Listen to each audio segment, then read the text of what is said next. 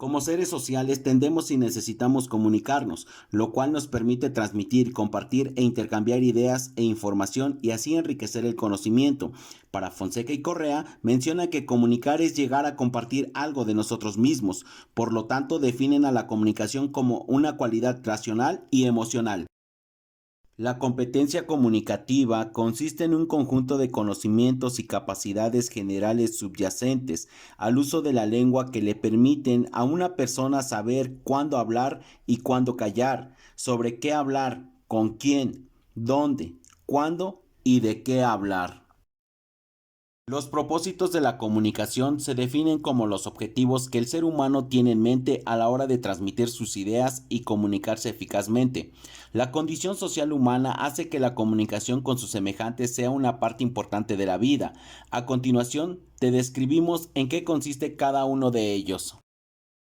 El propósito general de informar es utilizar la función representativa del lenguaje, ya que por medio de este se intenta explicar algún suceso o término, así como saber relacionar conceptos o bien instruir sobre algún proceso o conocimiento.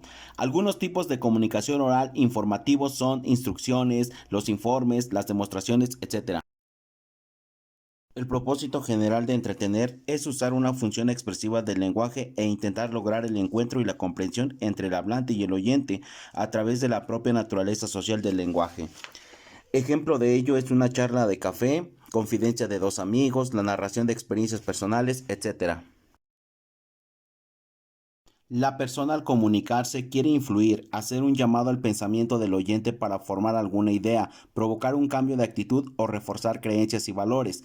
Este propósito se dirige al convencimiento racional y emotivo de las personas para que piensen de cierta manera, por ejemplo, un debate.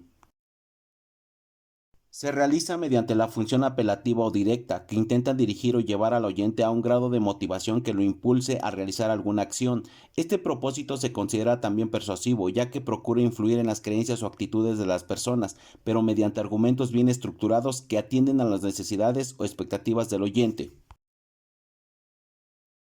Elementos de la comunicación. Emisor, quien construye y transmite el mensaje. Receptor, quien recibe y decodifica el mensaje. Mensaje, la información que se transmite. Canal, el medio por el cual se envía el mensaje. Código, los signos que componen el mensaje. Criterios para establecer una comunicación. 1. Que se genere una relación entre los actores comunicantes. 2. Se haga uso del lenguaje mismo. 3. El receptor decodifica el mensaje según su propio sistema de pensamiento. 4. La respuesta estará en función de la comprensión y las condiciones individuales y sociales del receptor. La comunicación no solo requiere de expresar ideas para transmitirlas a otros, sino que el verdadero sentido de la comunicación se sitúa en la intención de enviar mensajes para detonar una respuesta en los demás. Esta respuesta permitirá entablar una conversación entre dos o más personas. Es la aptitud para expresarse. Se manifiesta en la capacidad humana para comunicar pensamientos y sentimientos a través de la palabra. Gracias al lenguaje dotamos de significado a los objetos que nos rodean y a las acciones que realizamos. Además, nos permite transmitir nuestros pensamientos y sentimientos a los demás. Es el tipo de comunicación en la que se utilizan signos lingüísticos en el mensaje. Los signos son en su mayoría arbitrarios y o convencionales, ya que expresan lo que se transmite y además son lineales. Cada símbolo va uno detrás de otro. La comunicación verbal puede realizarse de dos formas, oral y escrita. Es la transmisión de mensajes sin hacer uso del habla, como es el contacto visual, expresiones faciales, gestos, expresiones corporales y posturas. Las señales que son transmitidas a un receptor dependen altamente del conocimiento del mismo y la empatía que el individuo tiene con el emisor. Son interferencias que, de no aplicar acciones correctivas para evitarlas, dificultan la llegada de un mensaje claro y correcto en un proceso comunicativo. En el aula, las que más prevalecen es la lingüística, la semántica, la cultural y las interpersonales, lo que dificulta que se establezca una comunicación asertiva.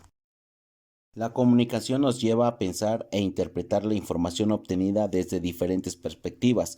Por lo tanto, es necesario entender y conocer los modelos por los cuales se rige.